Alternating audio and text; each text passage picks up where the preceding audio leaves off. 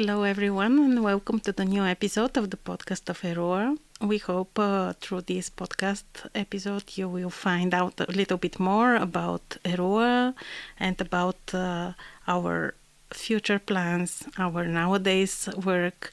And I have the big pleasure to have as my guest John McCourt, Rector of the University of Macerata and Chair of the Board of Rectors of ERUA. Hello, John. Hello, Justine. Good morning. It's nice to be on your podcast. Thank you for inviting me. Yeah, thank you for being with us. So, not to lose any time, I just want to jump into the first question. I've been to Macerata. Macerata is such a lovely place, and your university is so unique and so old and in the same time modern. What makes the University of Macerata distinctive today, from your perspective of rector? So the University of Macerata is one of the oldest universities in Europe. We were founded in 1290, so we are 736 years old. But we are, as you said, we're a very innovative, modern, forward-looking university, and very proud of our long history. We're unusual in the European university context because we specialise in the humanities and in the social sciences, and we don't have any STEM disciplines at our university or any degrees in STEM.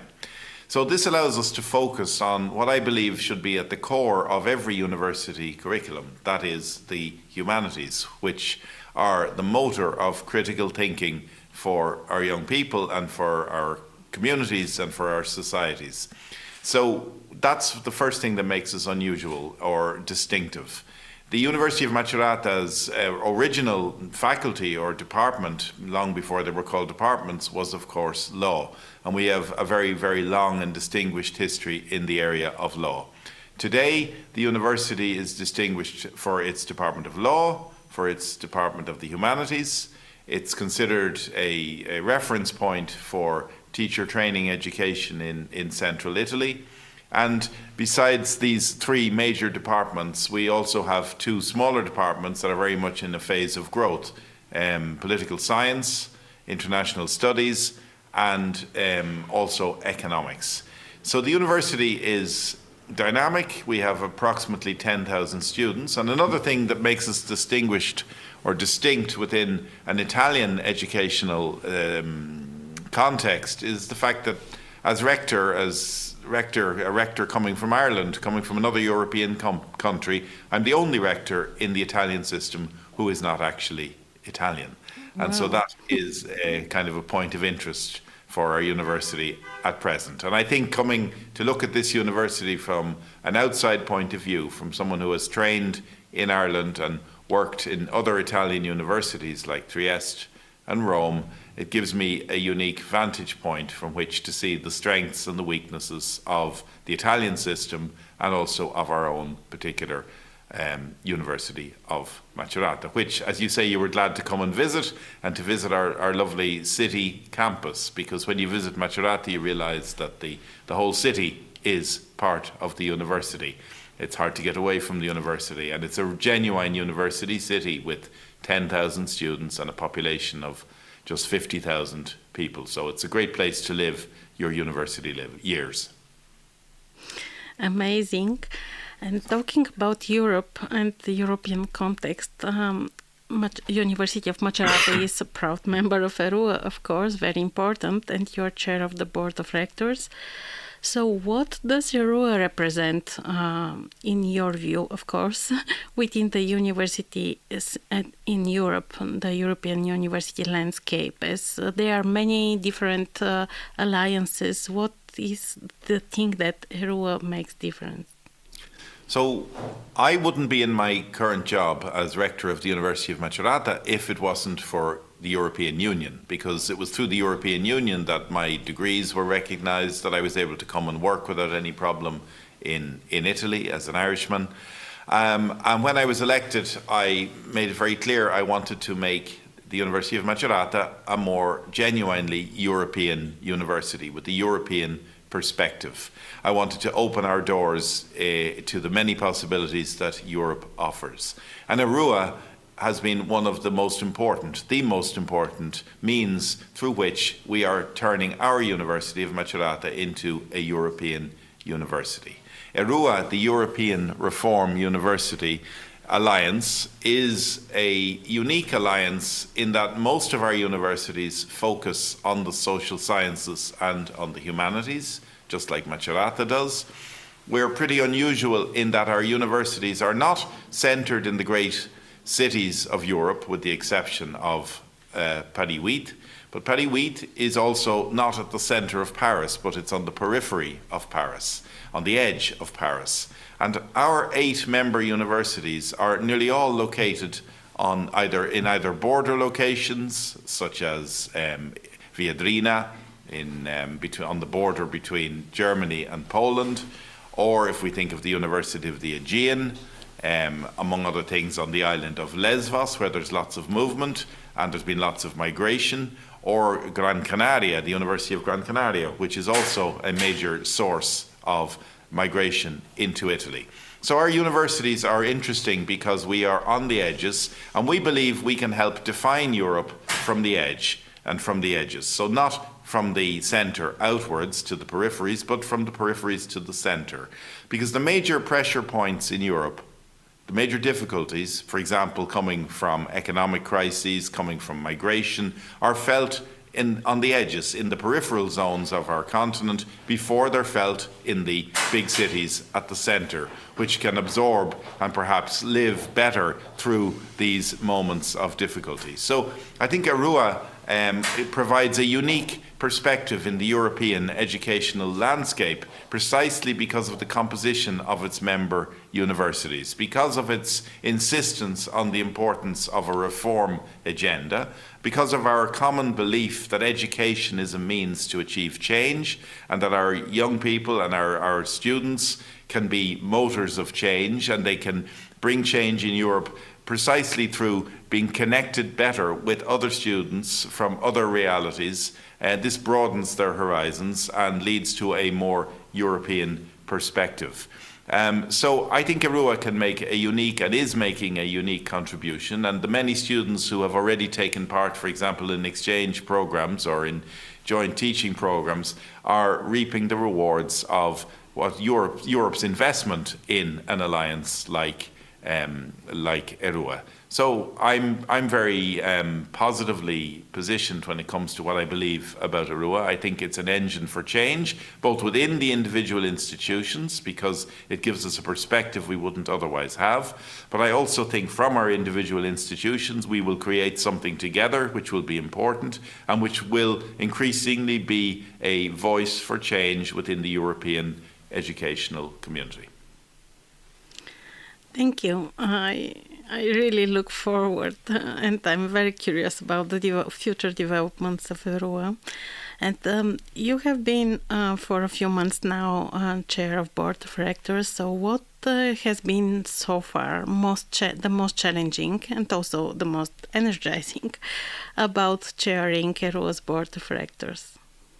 So chairing the ERUA board of rectors is not an easy task. Because you have 8 rectors, not unfortunately sitting regularly around a table, but 8 rectors meeting each other online regularly, at least once a month, to discuss the most important issues facing ERUA. We work in 8 separate jurisdictions, 8 different systems, and we do our best to try and find cohesion and find common ground so that the decisions we take for ERUA are to the benefit of each of our single institutions. But a rector, almost by definition, is a person who's used to being in charge, who's used to providing the vision and suggesting the steps that can be taken in order to achieve that vision. But now we have 8 rectors sitting around a table, each of whom has a vision, and they don't always exactly match. So there's a kind of a diplomatic job that needs to be done there as we seek to understand one another. I have the great advantage of being the only mother tongue English speaker sitting around the table, and everyone has to speak English. So that certainly makes my job a little easier. And it's kind of almost ironic, isn't it, that the official language that we have to use in these European meetings is the language of the major country, the United Kingdom, that chose, unfortunately, to exit from Europe, but it's still the language of course, the Irish people. So we use it as a mother tongue. So it's been challenging just to try and create out of ERUA 2, which was a continuation of ERUA 1, but with the addition of 5 new universities to a core of just 3. So there was a necessity, and there is a necessity, an ongoing necessity, to try and guarantee that we all move more or less at the same speed and that we all share more or less the same objectives. So one of the best things that we've been able to do is to share our views of education, to meet regularly so that we can define better what it is we want to do. So challenging is working in different systems. Energizing is when you reach a good decision, such as the decision we reached recently to establish a legal entity, which will have which will be based in Brussels and will become the instrument through which we will seek to guarantee ERUA's long-term future.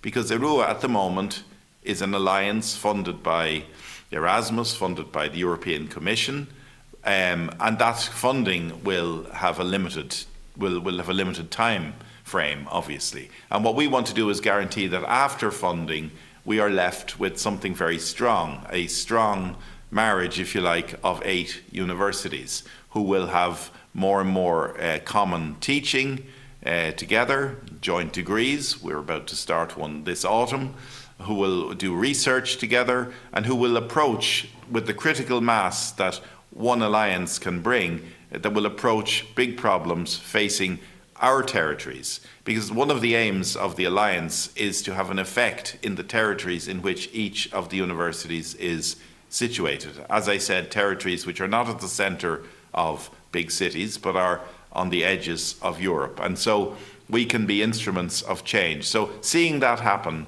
and seeing students arrive in Macerata from Vilnius, from Sofia, from Gran Canaria, and seeing them mingle with our students is one of the most energizing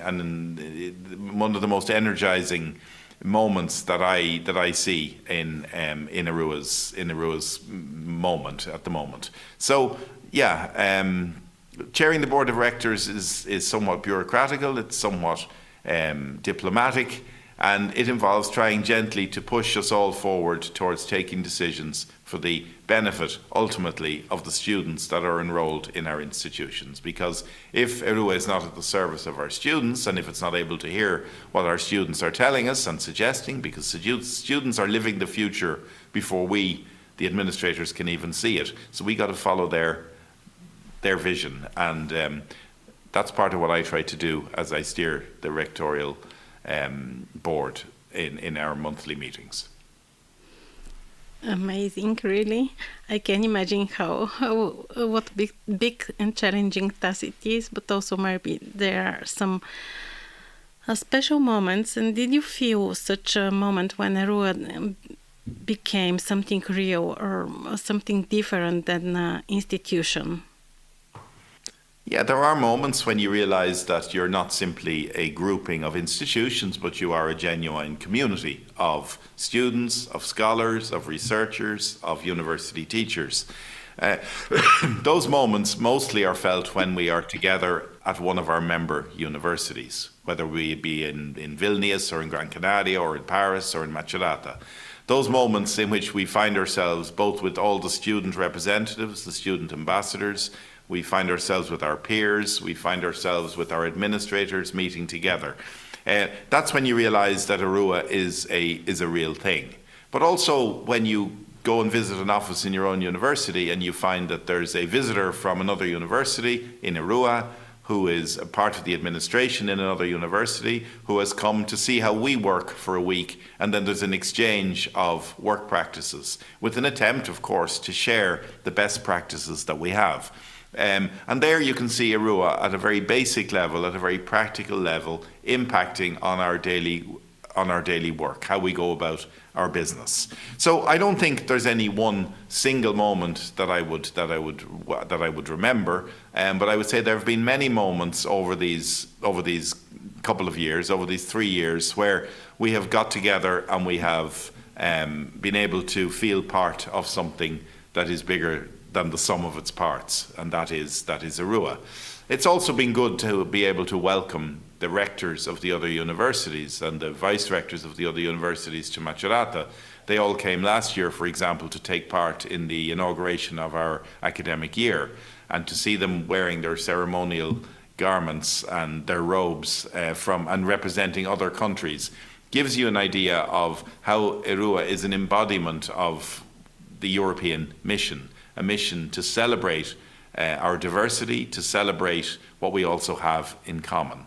And one of the major unifying elements of the whole European project is education, is Erasmus. And these alliances are an extension of the whole Erasmus project, which has probably done more than any other to unify the 27 countries of the European Union. So sometimes I can see ERUA playing its role in that, and they are the moments that I consider most important.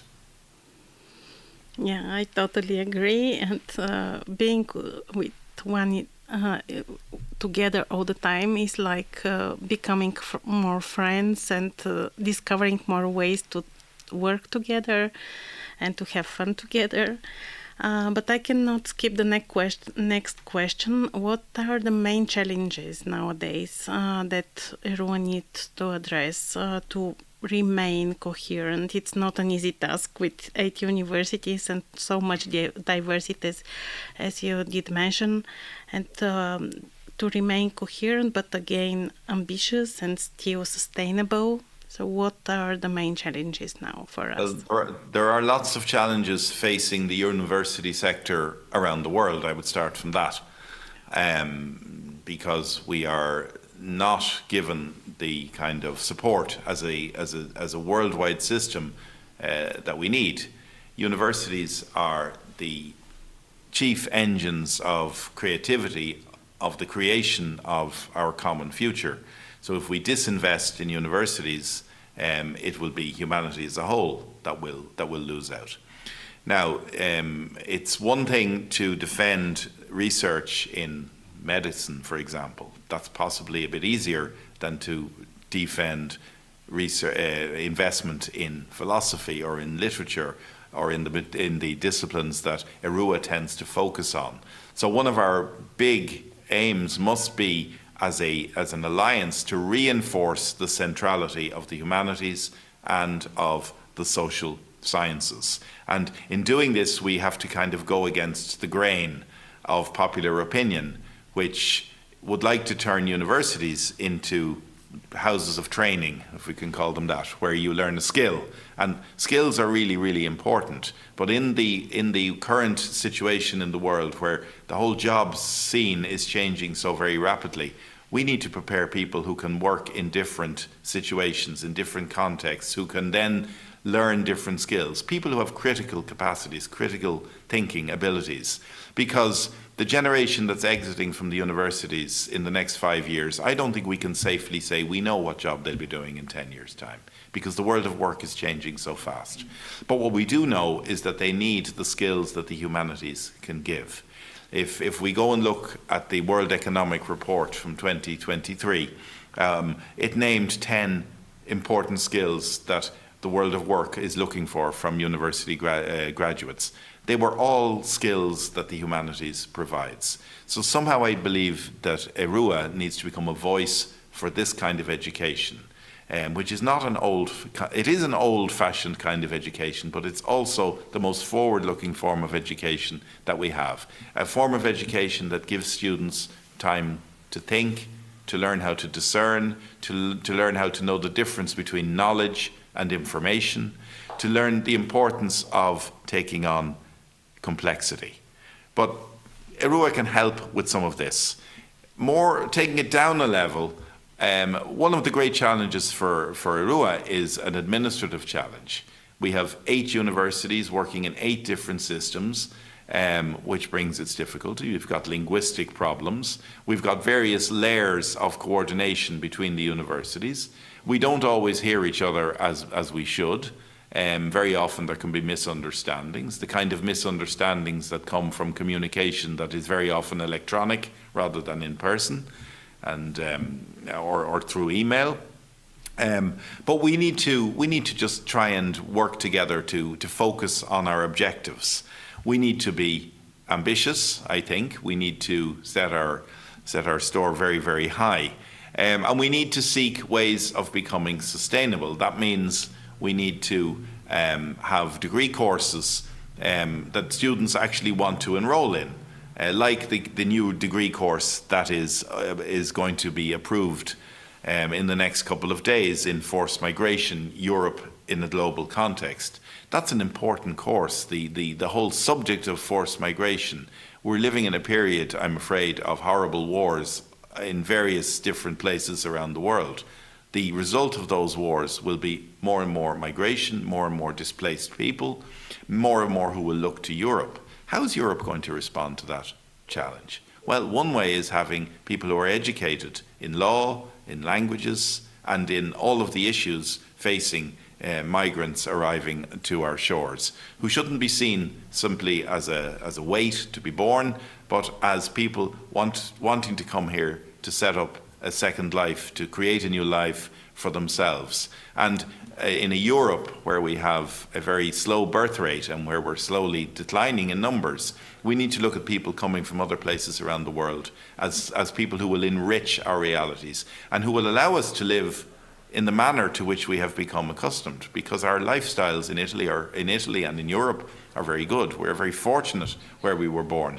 But we should find ways to allow other people who were born into less fortunate situations and circumstances to come and avail of what we can offer, but also allow us to make it continue in the decades to come. So these are big aims, of course they are, but these are the kind of reasons that an organisation like ERUA exists, in attempting to bring forward a policy of reform of our society, to create a more inclusive society, to have an impact on our territories. And the key will be to try and find ways how we can do that in harmony with the other universities in the Alliance.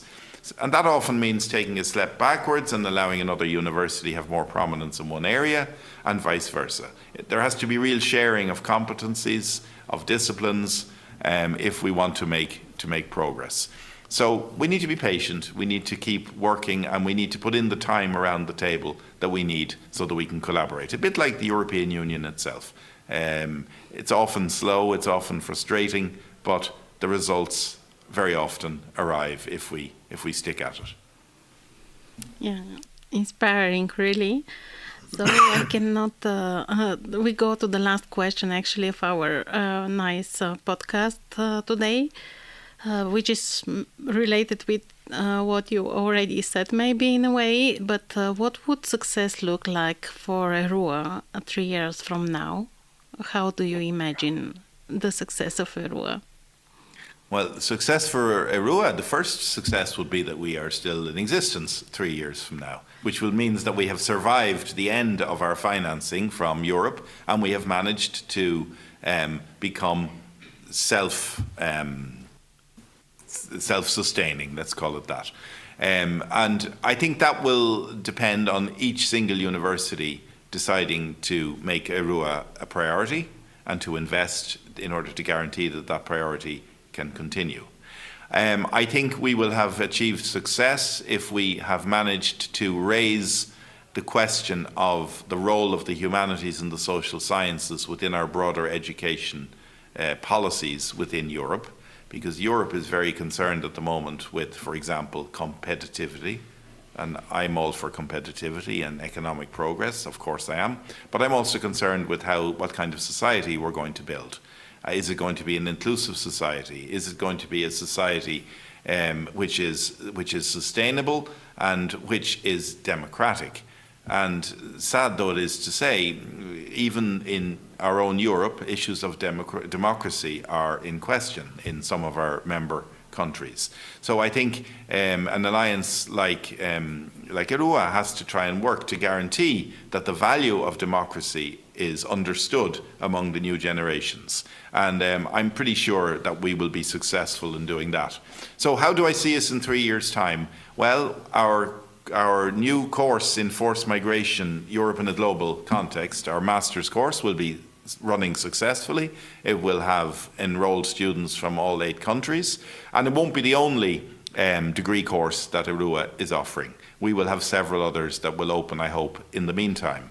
It will be successful if we are regularly aiming to have students from other universities do at least a semester in one of our universities along their academic journey, because a European experience, which can be an Erasmus experience out of your normal context, is a hugely enriching experience to live. And I think ERUA, if we give priority to the member universities of ERUA, we can strengthen each other in a very, very important way. So lots more long-term student exchange between our organizations. I would also like to see this happening. And I also think the research clusters that we have assembled, I would like to see them working hard and doing important research, and then going beyond ERUA also with proper proposals, with convincing proposals which can win other forms of European funding, always in the area of the humanities and the social sciences. But that's not to say we would ever want to exclude STEM, because the good European projects always find room to be interdisciplinary. In fact, it's one of the criteria that often helps a project get approved. So I would like to see us being able to do more in that regard as well. And I'd like to see us, imagine us all as kind of ambassadors for a European ideal within our territories. Because sometimes, as you go out to the edges of Europe, it's harder to feel in a real way the presence of the European Union, and to remember just how much the European Union does and is doing and continues to do in order for our communities to prosper. So I hope in 3 years' time, more degree courses, more exchange, more research. I hope our legal entity has become something more powerful. We just have the very beginning of that idea now, and that we have all invested in it, and that has become the vehicle that can take us into the future. So we need to be ambitious, we need to aim high, and we need to hope that if we keep looking at the objectives, we can strengthen our union of universities, our alliance of universities, and create something long-lasting. Thank you. Thank you. Kind of answers the question. Yeah. Yeah, that's the last question. That was the last question, and maybe the end of our podcast episode. Thank you very much for this honest and in the same time inspiring talk. Professor John McCourt, Rector of Macerata, University of Macerata, and Chair of Board of Rectors of ERUA. Thank you. Wishing you a nice day, and see you in the next episode of our ERUA podcast. Absolutely. Thank you, Justine. Looking forward to seeing you soon. Also to being in Sofia in the second part of this year for what's going to be a very important ERUA gathering. So Absolutely. Thank you very much. Thank you.